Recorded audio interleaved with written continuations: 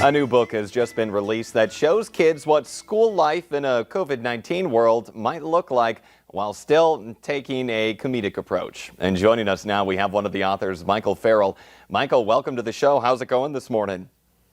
Hey, Jordan, I'm doing great. How are you doing? I'm doing pretty good. Thanks for asking.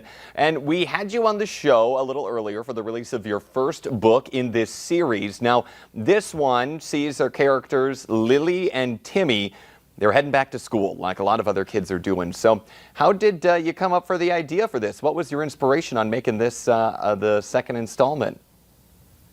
So we got a lot of great feedback from the first book, and parents kept on asking us for it. And so we thought, all right, we got to deliver something. So our first thought was, okay, let's do Lily and Timmy's summer vacation and have them jump on like a steeply discounted cruise line or something like that. But we were kind of behind the news curve. So we thought, what are all kids going to experience in the next 6 months or so, 3 months? And we decided to do a go back to school book. And the story pokes fun at a lot of the post-lockdown humor. And there's a lot of parents that are a little bit scared for their kids to go back to school, what that's going to look like. So we really just wanted to create an escape and have something that they could read to their kids and have a laugh.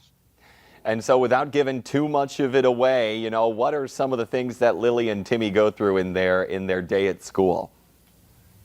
So right off the bat, there's temperature checks. We've incorporated some new characters, these little health and safety minions that you can see here on the book. So they like to make sure that the kids are sanitized. They'd like to make sure that there's no items from the outside world brought into the school. There's a brand new character, their teacher, who is quite the zany character, and then the dad is also quite a bit of comedic relief in this book. He's on the keto diet, and he's unemployed and doesn't want to go back to work, so his wife is trying to wrestle him back to work. So there's actually a lot of great humor in here that the parents are really going to enjoy as well. Yeah, very 2020, health and safety minions. I love that term. And of course, the dad on the keto diet. Everyone's dad's on the keto diet. But what message do you hope parents and really the kids can get when they page through this book?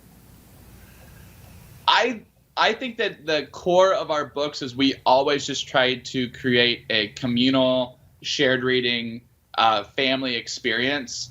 And so I think that for the kids, I think that the big takeaway is that school is not going to be what they anticipate. Things are going to be different, but to have some optimism around it. So like the characters in our book, the first day wasn't what they expected at all, but they really, through their mom and dad, learned to just look at it a different way, and then after that they actually do enjoy going back to school, and they do have some optimism. So I would just be optimistic. That's the message that I would have for young students out there.